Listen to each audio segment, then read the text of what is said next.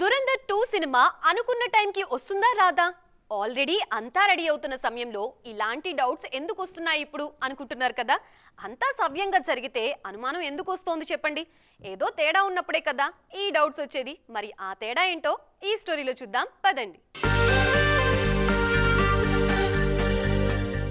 దురంధర్ సృష్టించిన సంచలనం గురించి కొత్తగా ఏం చెప్పాలి? పెద్దగా అంచనాలు లేకుండా వచ్చిన ఈ చిత్రం ఏకంగా 1400 కోట్లు వసూలు చేసింది.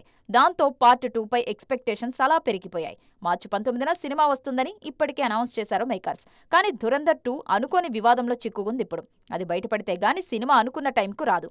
ముంబై నగరపాలక సంస్థ నుంచి దురంధర్ 2 సినిమా నిర్మాణ సంస్థ B62 స్టూడియోస్ తీవ్ర వ్యతిరేకతను ఎదుర్కొంటోంది. షూటింగ్ సమయంలో భద్రతా నిబంధనలను పదే ఉల్లంఘించడంతో ఈ స్టూడియోని లోకల్ షూటింగ్ చేయకుండా శాశ్వతంగా బ్లాక్ లిస్ట్ చేసే యోచనలో అధికారులు ఉన్నట్టు తెలుస్తోంది.